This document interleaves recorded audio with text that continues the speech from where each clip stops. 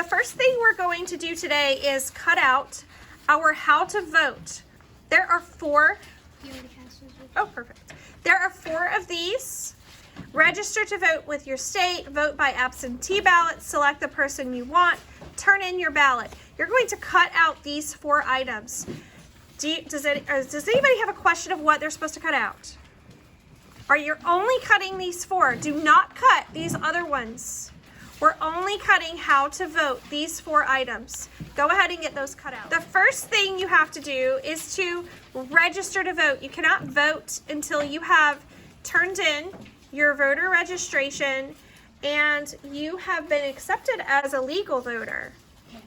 Next, if you want, you can vote by absentee ballot by requesting your mail, requesting it in the mail, or to go to your local polling place on election day. Once you get to your local polling place, you have to select the person you want for president. And after you've done that, you need to turn in your ballot in the ballot box. Glue those down correctly. Does everyone have those glued? Yes. All right.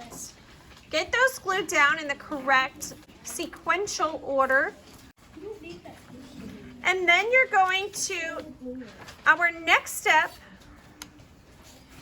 is who can vote. So if you look at your sheets, you're left with who can vote and who can be president. We are now going to go on to who can vote, and there's three of them. So you're going to cut these out. Once you have who can vote out, you have three pieces. You must be a citizen of the United States. And that goes first? Well, it doesn't matter which one goes first. They're all equally important. You must be at least 18. You can't vote until you turn 18. And you must be registered to vote. You can't vote unless you have registered I'm not sure to vote. Whose this is. That's yours. No, it's not. Last page under election 2020 is who can be president. So we're going to, this is the last section to cut out for this part. So go ahead and cut these three out. Here we go. There are three things that qualify you to run for the highest office in the United States. You must be a natural-born citizen of the United States. You must be at least 35 years old. And you must be a resident. It means you have to live in the United States for at least 14 years. Those things, if you meet all three, you could run for president. Glue these down. Okay, now we are starting with our vocabulary. You have 7 vocabulary words.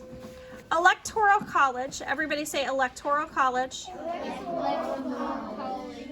Inauguration. Majority. Endorsement. Debate. Incumbent. Poll. All right, some of these words may be words that you have heard before. They may not be words that you have heard.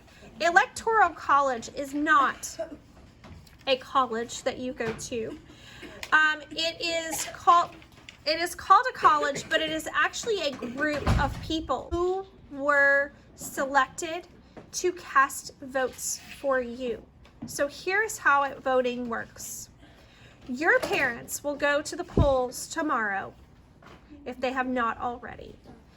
They will vote, and they will turn in their votes.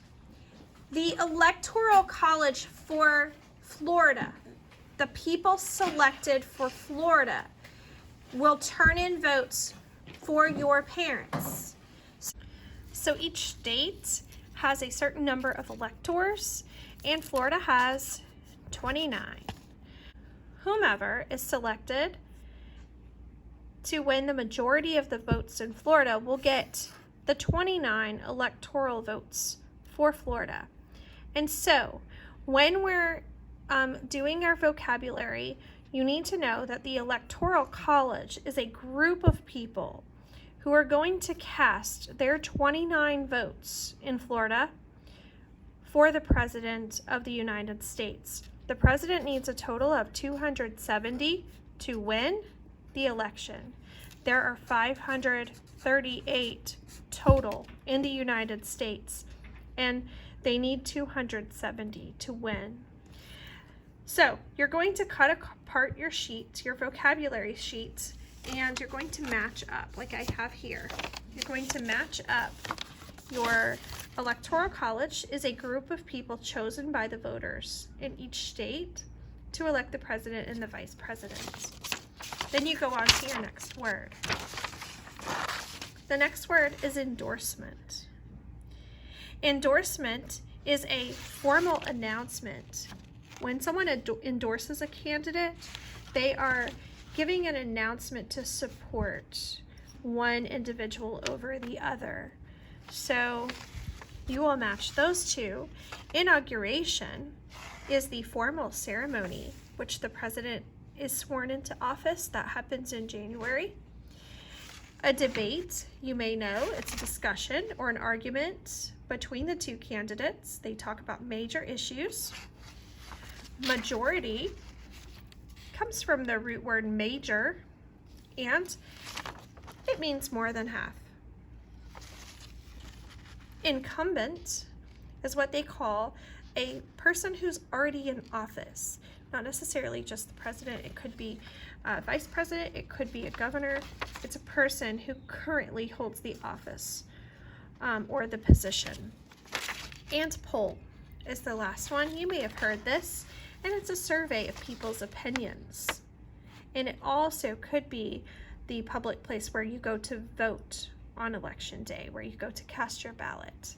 Okay, so you're going to use these words, match them up correctly. If you need to rewatch this, you may. And you're going to paste them down here in the correct location and create a sentence for each word using the vocabulary word.